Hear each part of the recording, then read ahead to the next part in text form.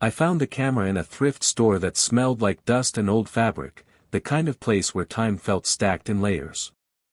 It sat beneath a pile of broken electronics, heavier than it should have been, cold when I picked it up. The lens reflected light oddly, as if it were showing me something that wasn't actually there. There was no brand name, no markings, only a small engraving near the shutter that read, "Keep film inside." I didn't know why that detail unsettled me, only that it did.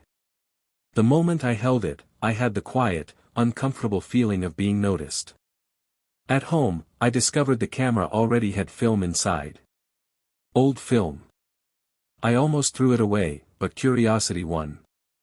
I took a photo of my living room, nothing special, just furniture and shadows. When I developed the image later, my stomach tightened. In the corner of the photo stood a shape that hadn't been there when I took it. Tall. Blurred. Human in outline but empty in detail. I told myself it was a trick of light, a flaw in the film, but the longer I stared, the more real it felt, like something had been standing there the entire time, waiting to be seen. I started taking more photos, trying to prove the first one was a mistake. Empty rooms. Quiet streets. Places where nothing should appear. Every photo came back wrong. Figures appeared where space should have been empty. Some faint, some clearer, all unmistakably present. None of them looked at the camera. They seemed focused on something else, something beyond the frame.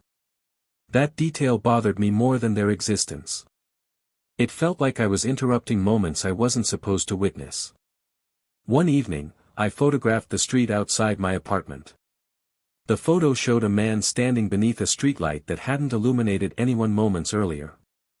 His clothes looked outdated, his posture stiff. His shadow stretched in the wrong direction. When I went back outside, the street was empty. When I looked again at the photo, I noticed his head was tilted slightly, as if he'd heard the shutter click. As if he knew I was there. Patterns began to form. The same figures appeared again and again in different locations. A woman near intersections. A child near places meant for play. I arranged the photos on my wall, mapping them like evidence.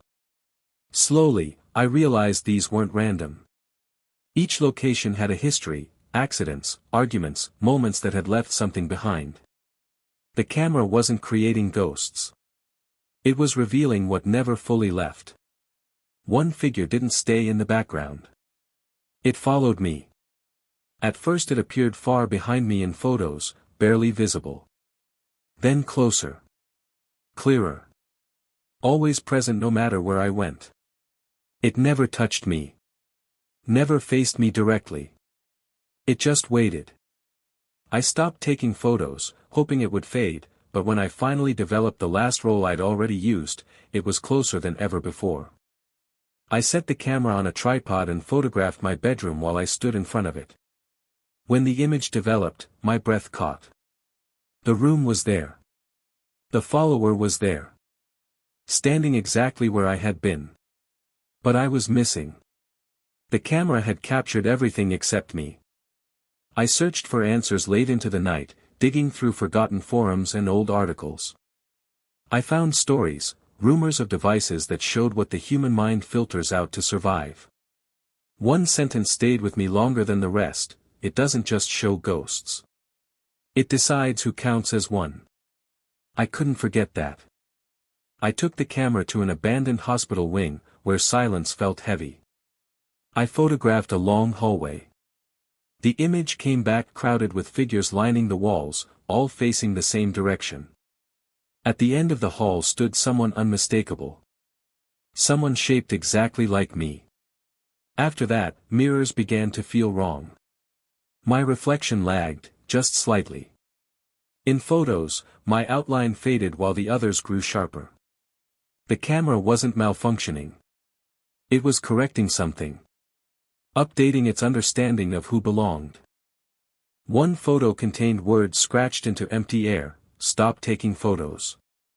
The warning appeared again and again, written differently each time, as if many voices were begging me to listen. I wanted to stop. I couldn't.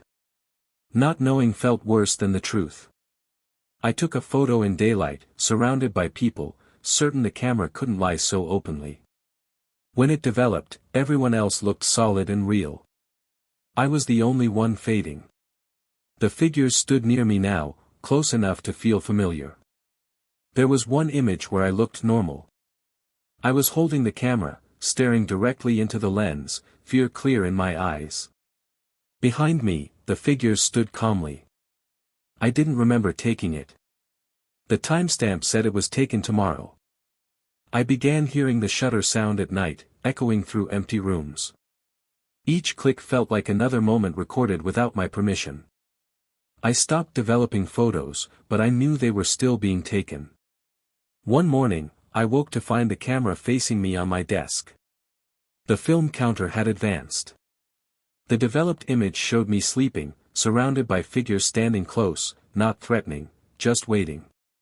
The photos stopped showing the physical world clearly. Buildings faded. Streets blurred. Only figures remained. In the final image, I stood among them, no longer transparent. I finally looked complete. After that, the photos came back empty. The engraving on the camera had changed. It no longer read "Keep film inside." It said "Pass it on." I returned the camera to the thrift store shelf. No one noticed me. The door didn't make a sound when I left. Outside, the world felt distant, like a photo already fading. I watched as someone else picked up the camera, curiosity on their face. I wanted to warn them. I couldn't. The shutter clicked softly. The camera always needs a photographer. If you ever find a camera that shows shapes no one else can see, look carefully at the photos. Watch who is clear and who is fading. The camera doesn't create ghosts.